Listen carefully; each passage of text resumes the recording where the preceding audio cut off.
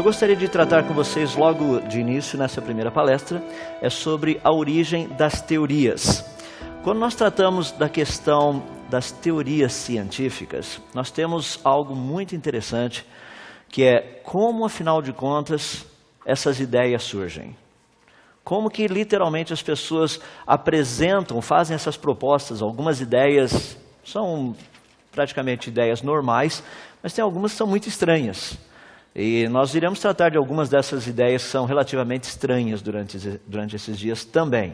Mas vamos olhar todas de um ponto de vista científico. Primeiramente, é importante nós entendermos que quando nós tratamos de temas relacionados com as origens, existe uma gama muito grande de teorias. Eu só queria apresentar alguns termos para você talvez ficar meio familiarizado.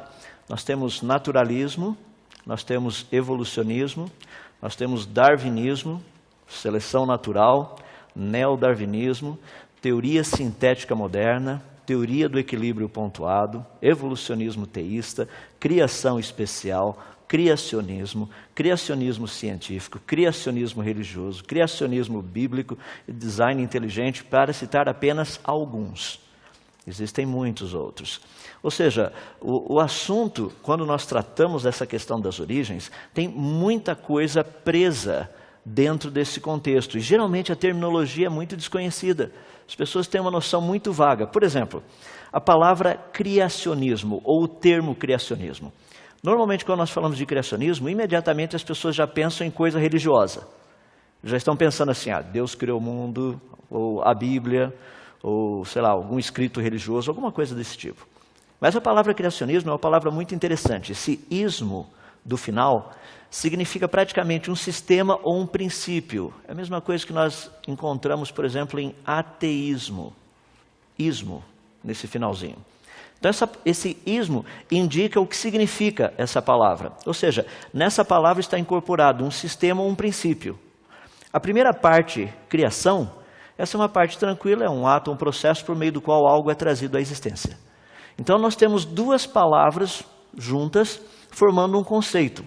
A palavra criacionismo, tecnicamente, ela apenas significa uma proposta ou um conjunto de propostas científicas, tem que ser testável, obviamente, e esse conjunto de propostas afirma que processos naturais e leis da natureza não teriam trazido à existência o universo, a vida e mesmo a complexidade que nós encontramos neles. Em outras palavras, quando nós tratamos de criacionismo, a palavra criacionismo não é uma terminologia religiosa. No entanto, ela é tratada como se fosse religiosa.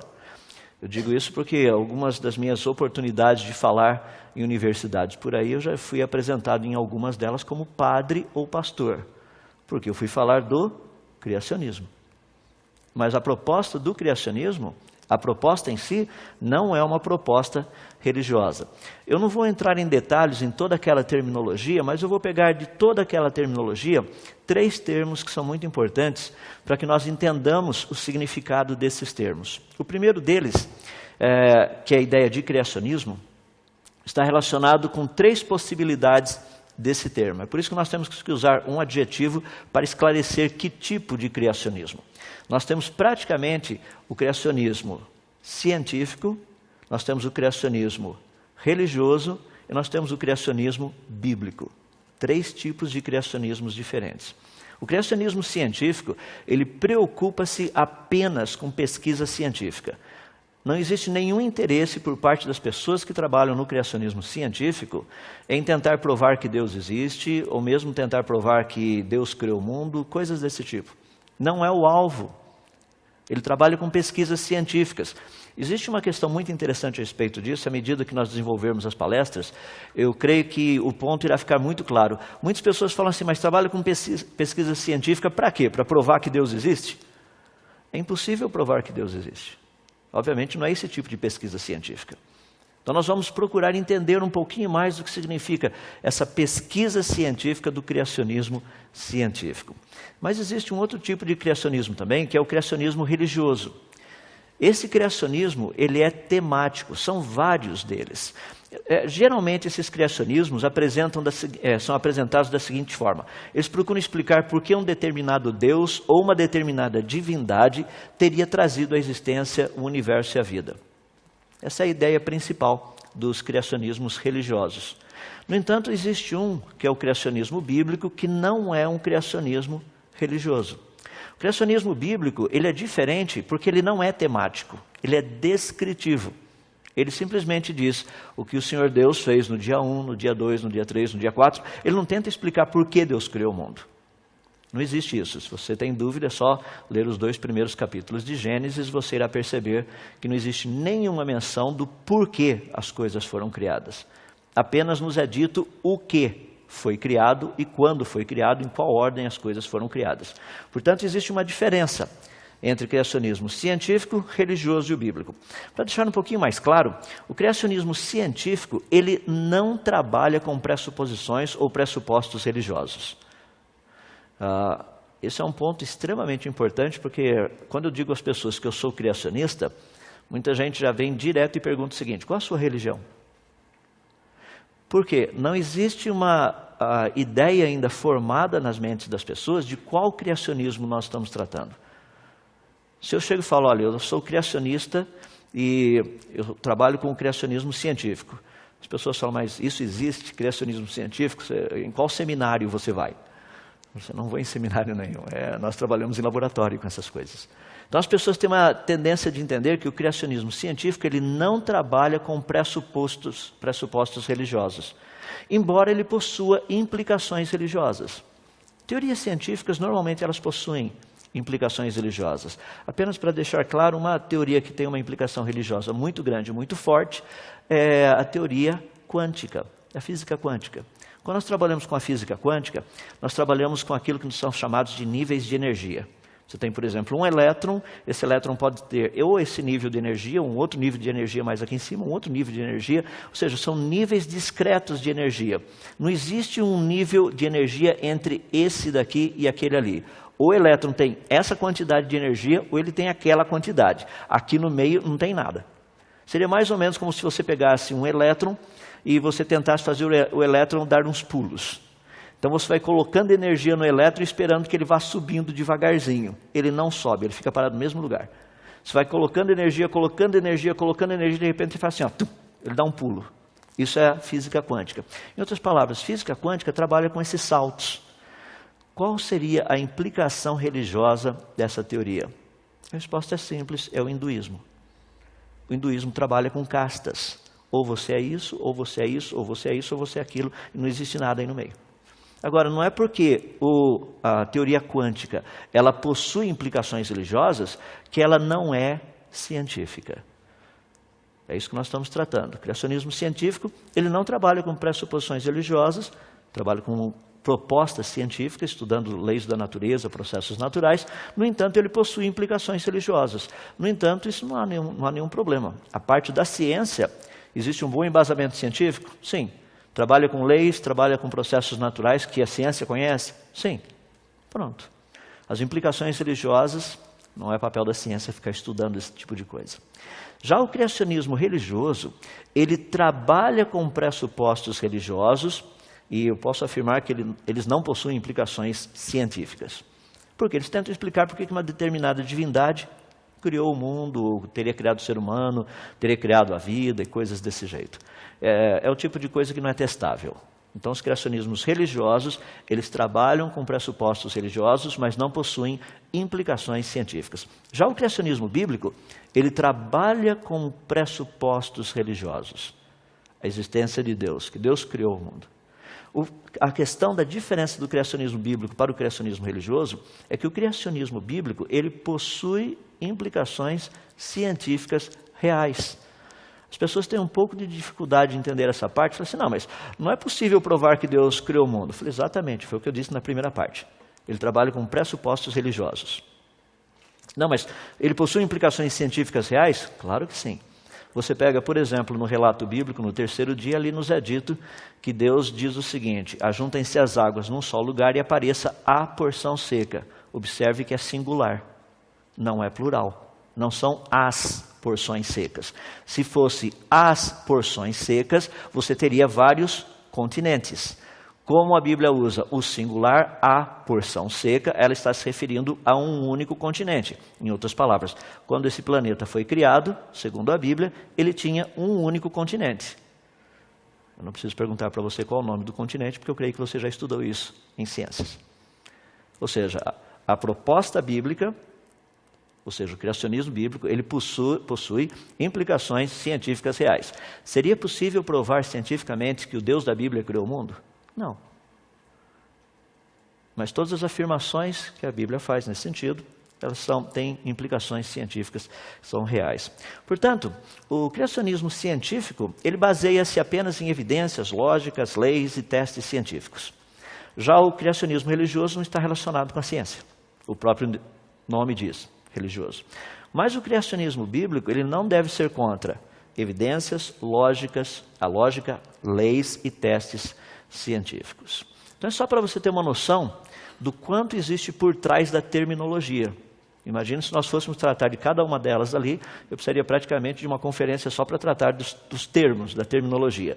É por isso que nós estaremos focando num tema, num aspecto específico, no caso do criacionismo científico.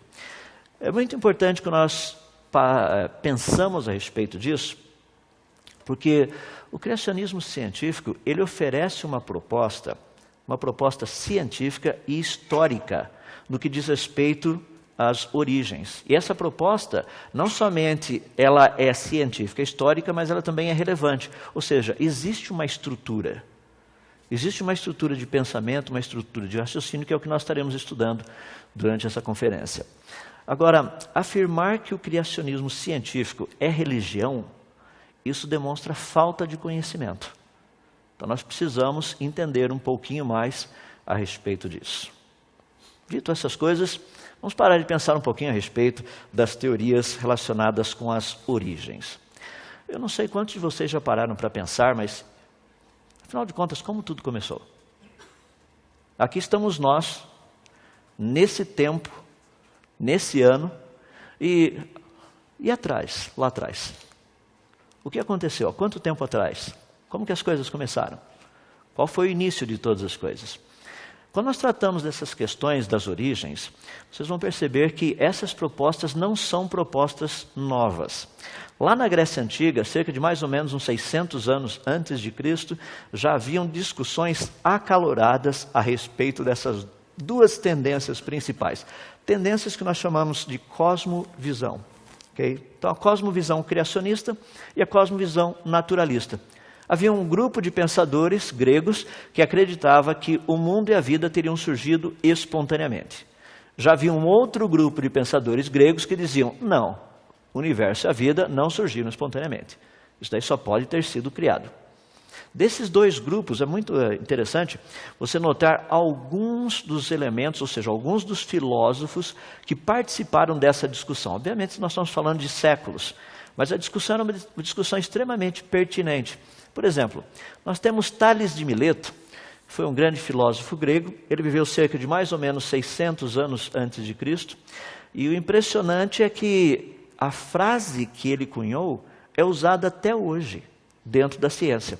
Tales de Mileto fez a seguinte proposta, que o mundo teria evoluído da água por meio de processos naturais. Essa não é uma proposta que foi apresentada um pouco mais de 150 anos atrás por Charles Darwin. Essa não é uma proposta do século XX. Essa é uma proposta que tem pelo menos 2.600 anos. Um outro, Empédocles de Agrigento, foi ele quem fez a seguinte proposta: sobrevive o que estiver melhor capacitado. Isso não é proposta que foi feita há 150 anos atrás, que Darwin propôs. Ou que talvez Malpertuis, aproximadamente cerca de uns 300, quase 400 anos atrás, teria proposto. Não, isso aí são propostas de 2.400, 2.500 anos atrás. Por outro lado, nós temos um grupo, que é o grupo dos que pensavam dentro do contexto criacionista, dizia o seguinte, não, o universo e a vida não poderiam ter surgido espontaneamente. Eles foram criados. E lembra que a discussão era uma discussão filosófica, não era uma discussão religiosa. Era filosófica. Dentro desses, um deles que acreditava no processo de criação do universo da vida, nós encontramos Platão. Da onde Platão tirou essa ideia de que o universo e a vida teriam sido criados? Ele disse algo muito interessante. Ele disse que as leis da natureza demonstram uma criação racional.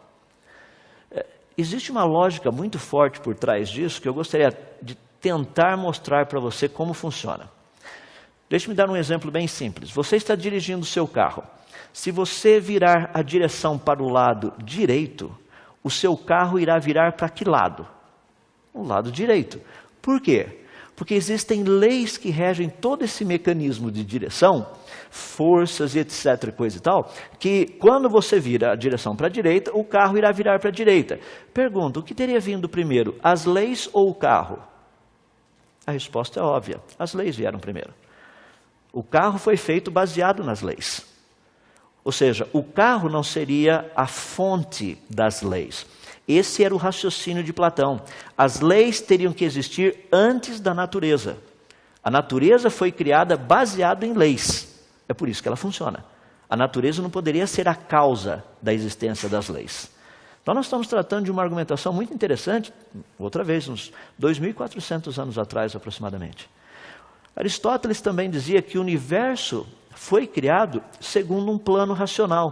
Ao olhar ao redor, ele percebia que as coisas encaixavam-se muito bem. E coisas que se encaixam muito bem é porque elas foram criadas.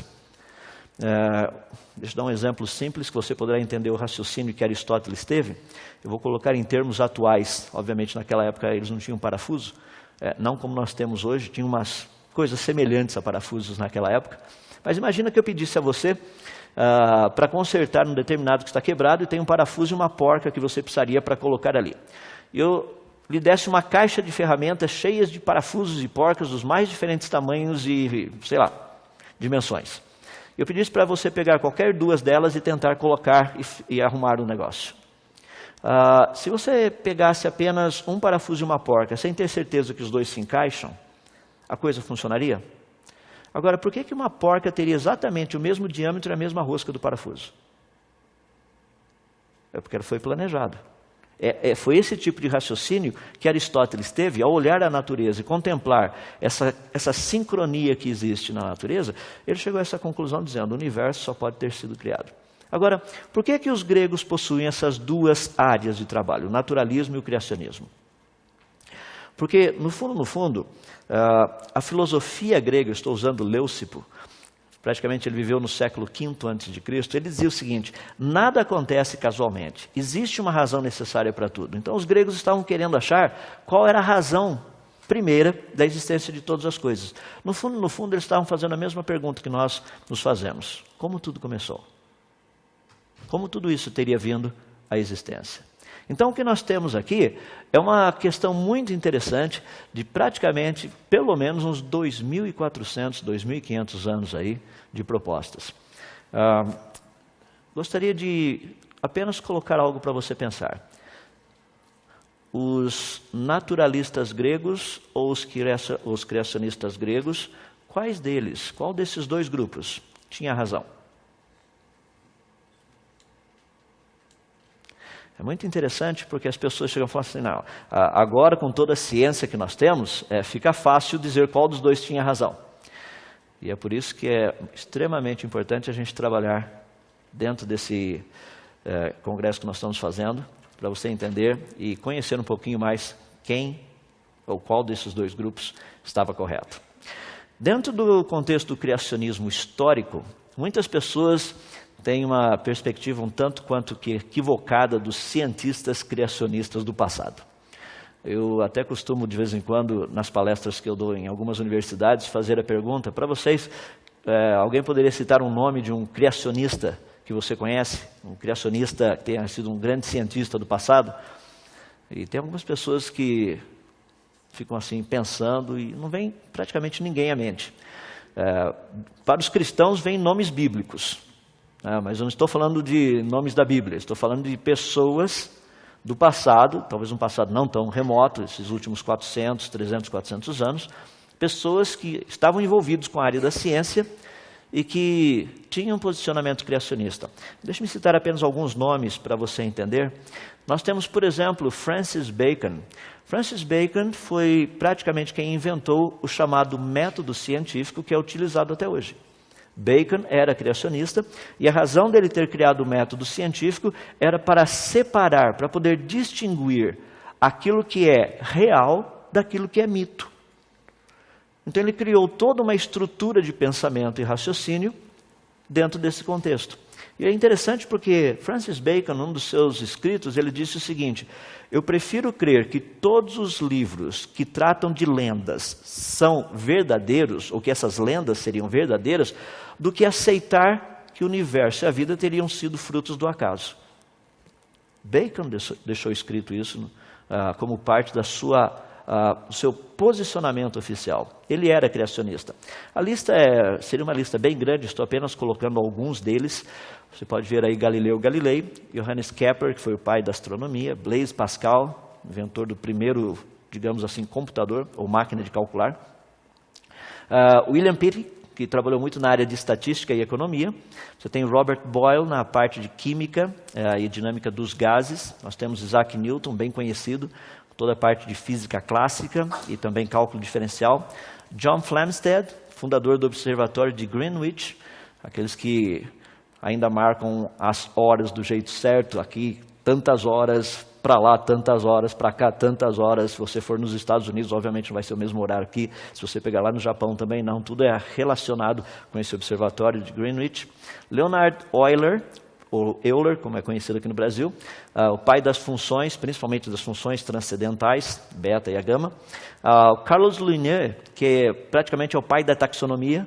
As pessoas falam, não, mas Linné era evolucionista. Não, ele não era evolucionista, ele era criacionista. Ele queria classificar os organismos de uma forma que facilitasse o estudo dos diferentes grupos. Linné nunca propôs uma ordem evolutiva, era uma ordem classificatória. A ordem evolutiva veio depois, a proposta dele não era essa.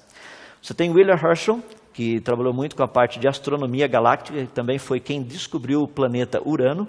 Você tem James Parkinson, e pelo sobrenome você já sabe a área dele, medicina. John Kidd, com a parte de química sintética. Nós temos John Dalton, que foi um dos primeiros a propor a teoria atômica moderna, como nós a temos hoje. Humphrey Davy, trabalhando com a parte da termocinética. Michael Faraday, com eletricidade, principalmente eletromagnetismo, inventor do gerador elétrico. Samuel Morse, chamado código Morse, telégrafo. Joseph Henry, foi inventor do motor elétrico, também do galvanômetro. Nós temos também Richard Owen, que foi um paleontólogo. Interessante, o termo dinossauro foi criado por ele. Você tem também James Prescott Joule, termodinâmica. Você tem também James Clerk Maxwell, na parte de eletricidade e magnetismo. George Stokes, na parte mecânica dos fluidos. Gregor Mendel, na parte da genética. Louis Pasteur, na parte de bacteriologia e bioquímica.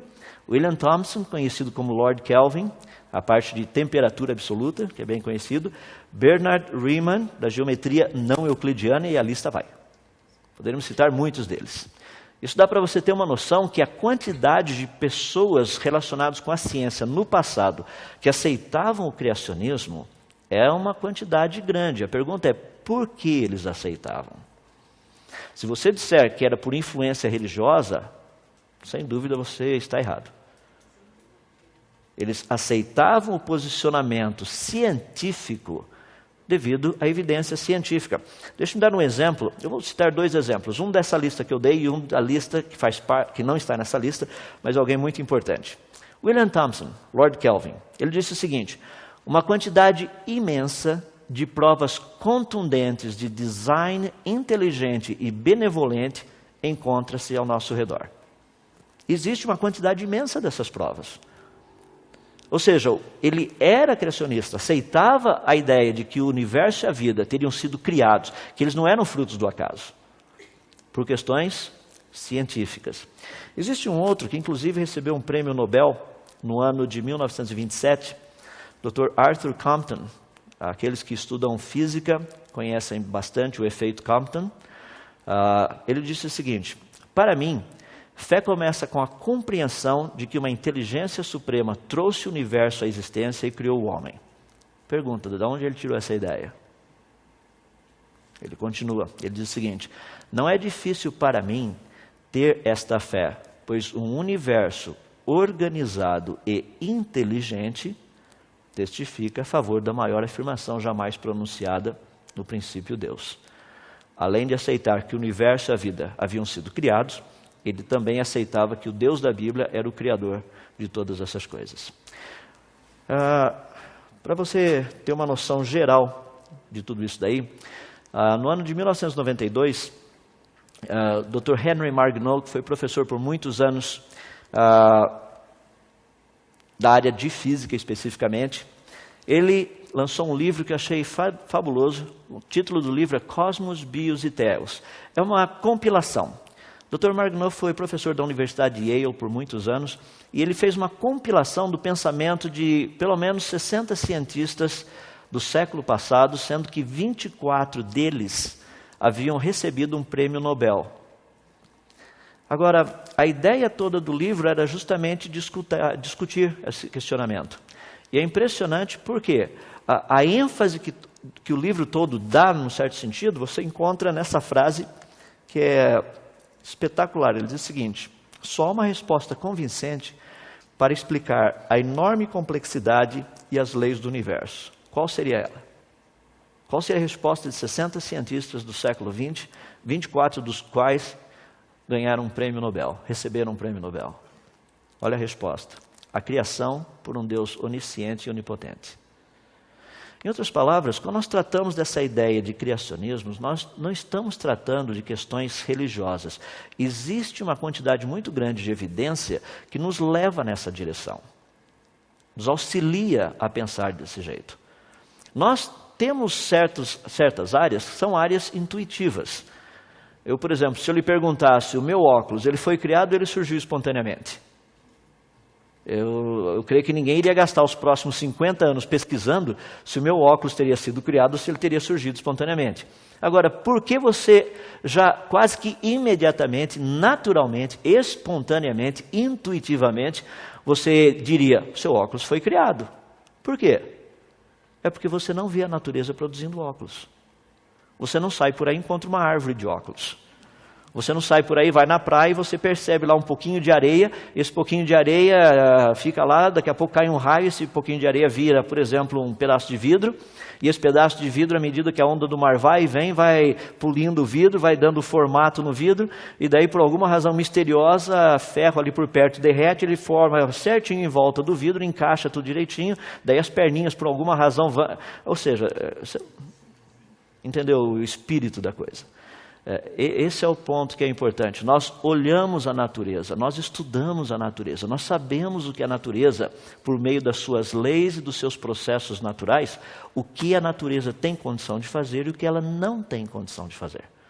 Baseado nesse conhecimento, é que muitos cientistas dizem, o universo e a vida foram criados.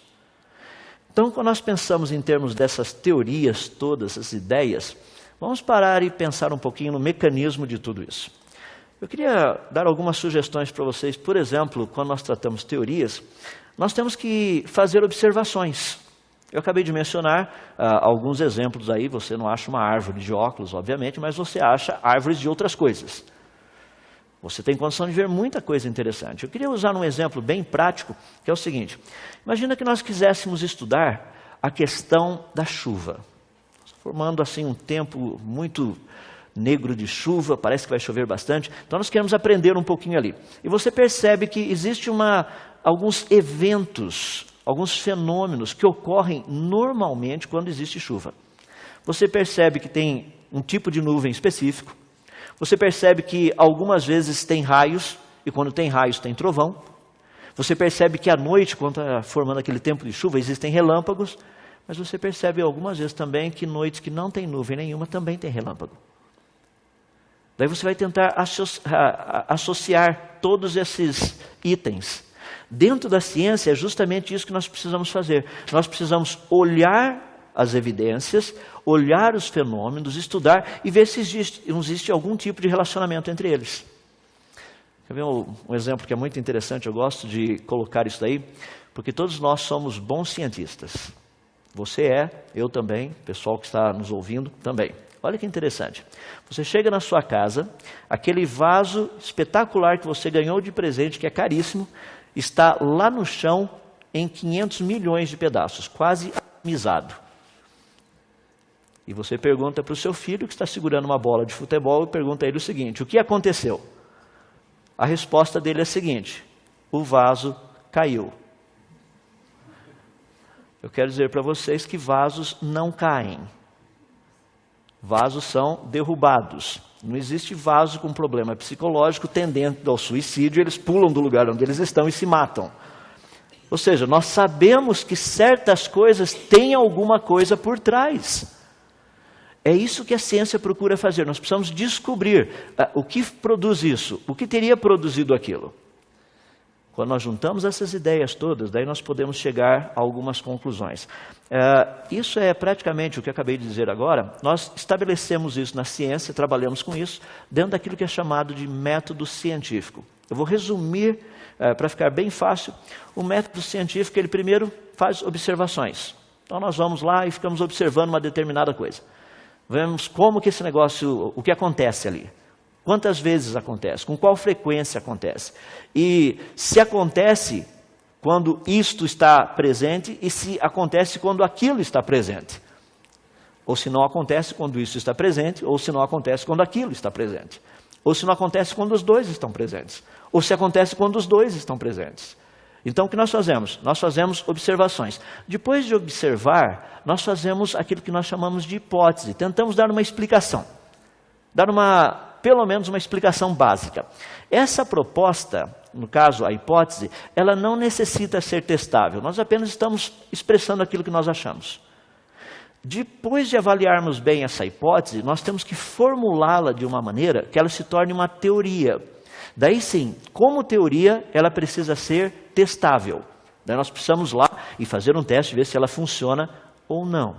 E por fim, se essa teoria, nós percebemos que ela funciona e ocorre em todas as vezes, nós transformamos essa teoria naquilo que nós chamamos de lei. Ou seja, essa explicação realmente descreve como a natureza funciona. Então essa é a ideia básica que nós temos aí por trás. Só para você entender, essa questão de leis da natureza é algo muito legal. Porque nós precisamos entender e aprender sobre elas. Nós não criamos as leis, nós apenas descobrimos as leis. Então geralmente quem descobre a lei recebe, ou seja, o nome dessa pessoa passa a fazer parte dessas leis que agora são conhecidas. Por exemplo, se eu falar para vocês, as leis de Kepler. Kepler não criou as leis, Kepler descobriu as leis. Então nós temos 3 leis de movimento planetário, são as leis de Kepler. E assim funciona dentro desse contexto, as leis da natureza. E existe uma quantidade muito grande delas. Estou citando apenas algumas aí. Existem leis que são leis de conservação, existem outras leis relacionadas com gravidade, leis que estão relacionadas com o movimento planetário, como eu citei, leis da termodinâmica, leis de radiação, leis relacionadas com a luz, e a lista vai. Nós temos leis dentro da ciência também, leis como a biogênese, as leis que regem a hereditariedade, leis que regem a codificação genética, tem uma lista muito grande. Um exemplo prático, aí nós temos na física a ideia de leis das cargas elétricas. Cargas elétricas com o mesmo sinal, positivo, positivo, ou negativo, negativo, elas se repelem. Cargas elétricas com sinais opostos se atraem. Não fomos nós que determinamos isso. Nós apenas descobrimos que é assim que a natureza funciona. É uma lei. Quando nós trabalhamos na química, a lei do equilíbrio químico. Você percebe que certas misturas, quando nós colocamos juntas ali, por exemplo, aí você está vendo o cloreto de cobalto, que muitos professores de química gostam de fazer, porque os alunos ficam, uau, muda de cor. Você coloca um negocinho lá, de repente tem uma cor, daí ele vira outra cor. Por quê? Um equilíbrio químico.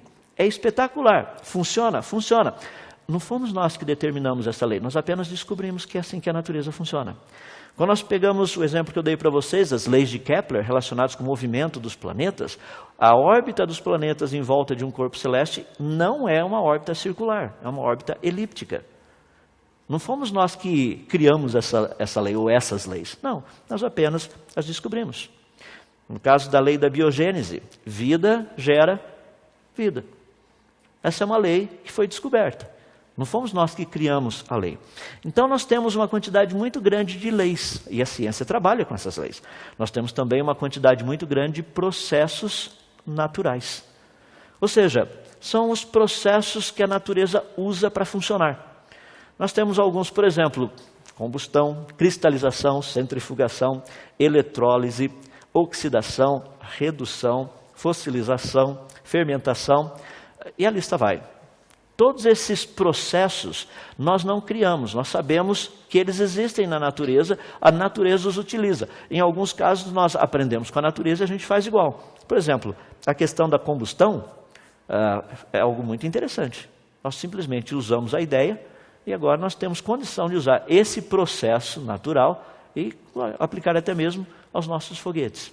Nós temos, por exemplo, coisas que nós procuramos evitar, que é a oxidação. Essa é uma área que eu trabalho, dentro da área de anticorrosão. Ou seja, você deixa coisas, a tendência normal é delas começarem a enferrujar-se. Nós temos na área da geologia, por exemplo, a questão da erosão. É um processo natural. Dentro da biologia, nós temos, por exemplo, fotossíntese. Ou seja, existem muitos processos naturais, muitas leis da natureza. Como que tudo isso pode ser utilizado, portanto, pela ciência? Quando nós olhamos lá no passado, nós não temos condição de saber como que as coisas foram criadas, mas nós temos as leis da natureza e os processos naturais. Ao estudarmos as leis da natureza e os processos naturais, nós podemos ter uma boa ideia do que teria acontecido ou do que não teria acontecido. Do que seria possível e do que não seria possível. Então, essa é a ideia principal no estudo das origens. Em última análise, o que nós temos que fazer, que é um processo muito importante, quando nós trabalhamos com teorias científicas, é procurar desenvolver um mecanismo que nós pudéssemos literalmente testá-las. Por exemplo, qual seria a diferença entre uma teoria e um mito? Qual a diferença dos dois? Algumas pessoas dizem que se tomar manga com leite você morre. Isso é uma teoria ou é um mito? Seria possível testar? Nós podemos pedir para o pessoal depois preparar, quando você chegar na sua casa, você faz um copo de manga com leite e testa. E nós podemos ver o que acontece. Tenho certeza que você está plugado na internet para a gente poder ver o que vai acontecer depois disso. Ou seja, qual seria a diferença, portanto, entre uma teoria e um mito? Isso é muito fácil de ser resolvido na ciência. É muito fácil. Teorias, de uma forma bem reta e direta, elas trabalham num sistema a posteriori, ou seja, depois de examinarmos as evidências. Você tem um grupo muito grande de evidências, você examina essas evidências, daí você faz uma teoria. Mito trabalha de um outro jeito. Mito trabalha a priori. Antes das evidências aparecerem, a gente já diz o que vai ser.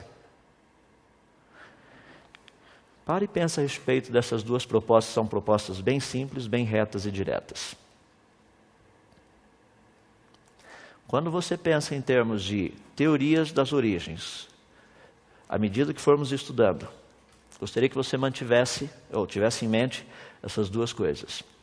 A posteriori, a priori. Evidências e falta de evidências. Processos naturais, leis da natureza e processos que ninguém sabe quais são. Então nós vamos estudar e pesquisar a respeito disso.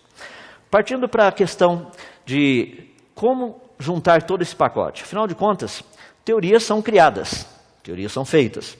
E quais são os elementos básicos dessas teorias? Tem 5 deles que eu procuro esclarecer para que ninguém tenha dúvida. Nós temos, no caso, o cientista, nós temos o raciocínio, temos a evidência, temos a questão das probabilidades relacionadas com a coisa acontecer ou não, e daí a ideia principal final, que é a questão, quando nós tratamos da teoria. O cientista, o primeiro, é um problema.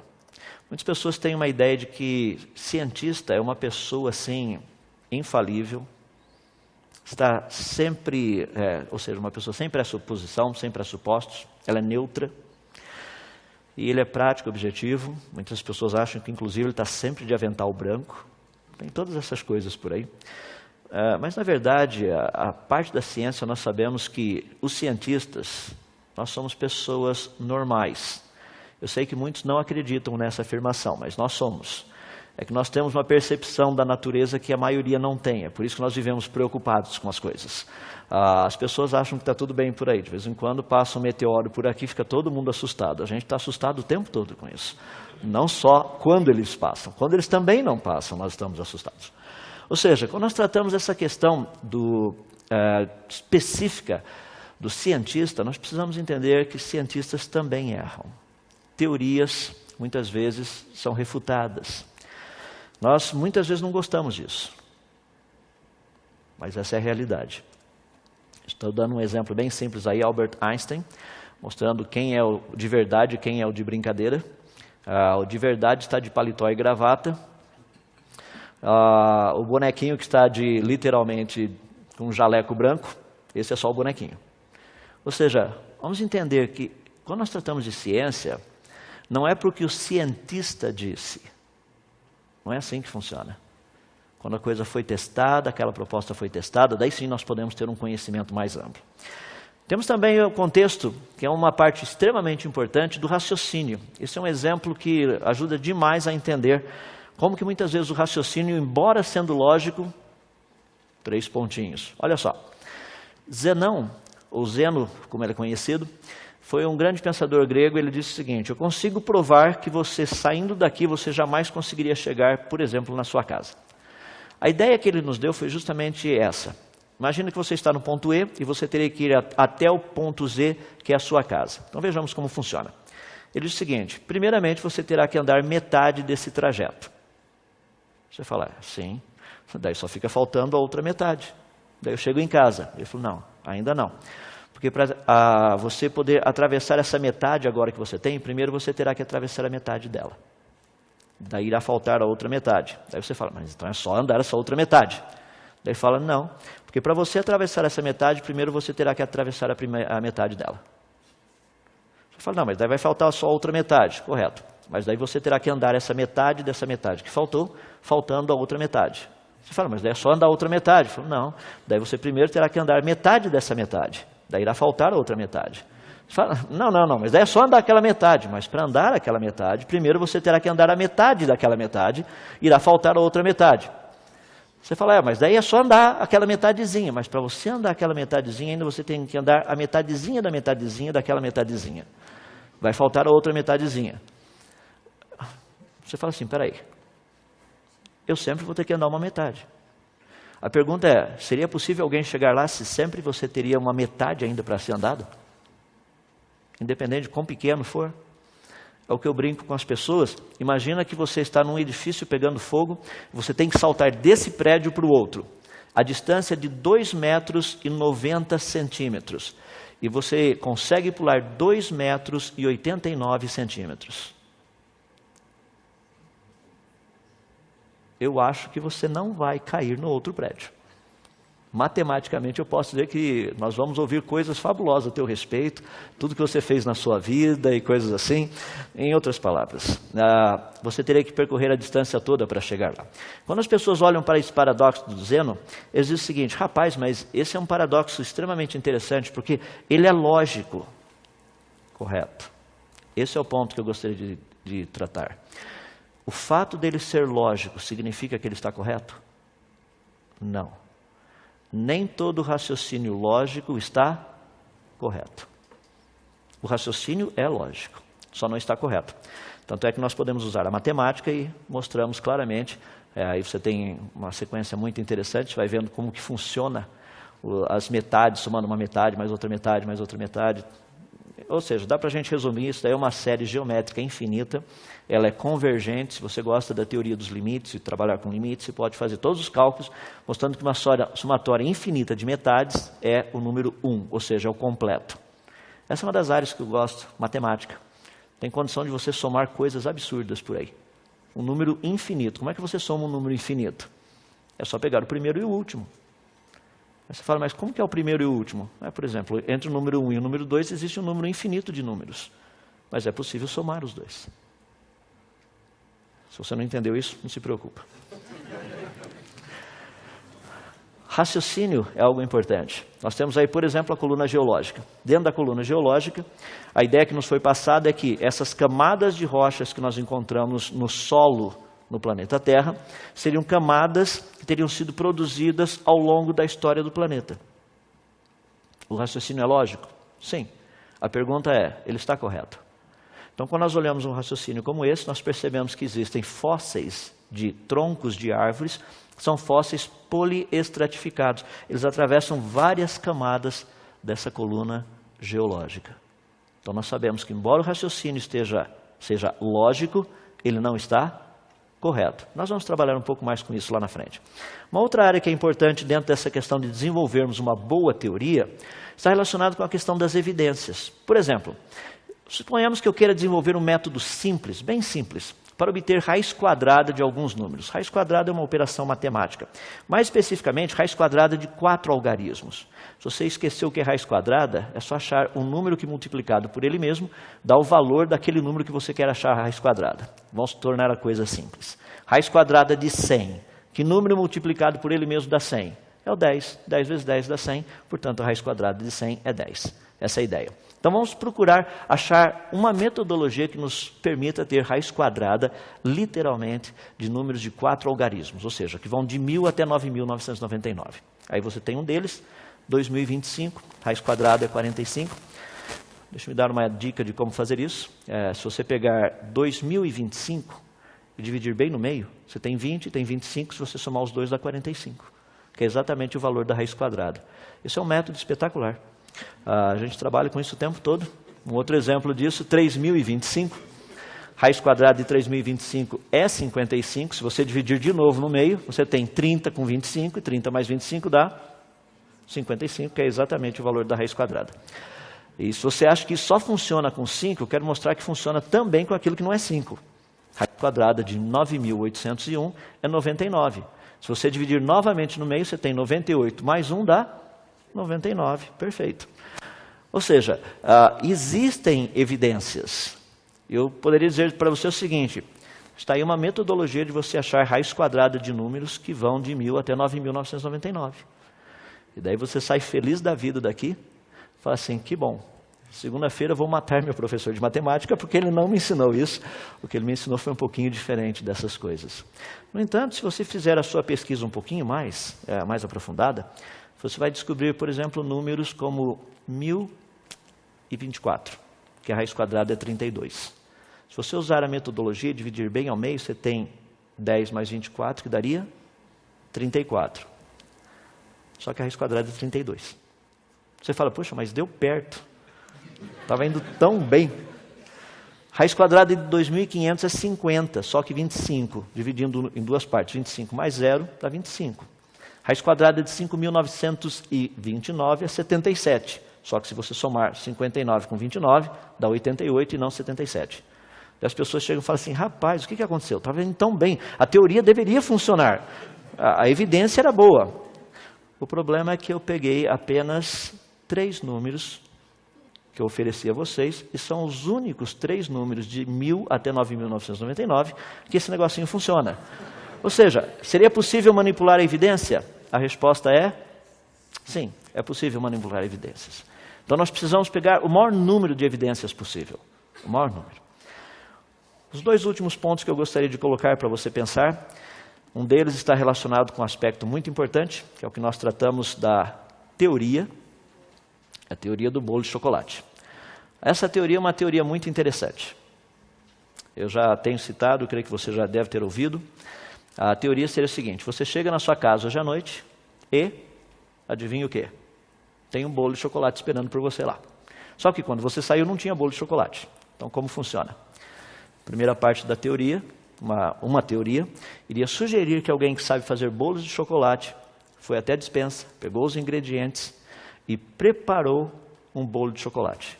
Fez tudo certinho, ou seja, o bolo de chocolate foi produzido por uma mente inteligente. Uma segunda teoria, que é bem interessante também, diria o seguinte, que um caminhão de supermercado estava fazendo entrega, passando perto da sua casa, o garoto o teu vizinho lá, atravessou na frente do caminhão correndo para pegar a bola, e literalmente o motorista do caminhão, para não atropelá-lo, acionou os freios e adivinha o que aconteceu? O caminhão começou a capotar. Lá atrás desse caminhão que estava fazendo entregas para o supermercado, tinha sacos de farinha, sacos de açúcar, tinha latinhas de... todos esses negócios lá atrás. E começou a capotar e os sacos de farinha se abriram, as latinhas de Nescau também, latinhas de fermento também, os pacotinhos de leite romperam-se. Esse negócio todo foi acontecendo. E lá atrás também tinha um tipo de um container pequenininho, que um pouco da farinha caiu ali dentro, um pouco do açúcar caiu ali dentro, um pouco do sal caiu ali dentro, um pouco do achocolatado caiu ali dentro, um pouco do, sei lá, do óleo caiu lá dentro também. E, por incrível que pareça, os ovos batiam lá em cima e caíam lá dentro também. Foi espetacular a coisa do que estava acontecendo lá atrás. E depois de um certo tempo, esse caminhão parou, pegou fogo. Foi um incêndio. Chamaram os bombeiros chegaram lá, apagaram todo o incêndio, e no meio dos escombros eles encontraram um bolo de chocolate. Como aconteceu em frente à sua casa, eles deixaram um bolo de chocolate lá na sua casa, para resolver o problema de tudo.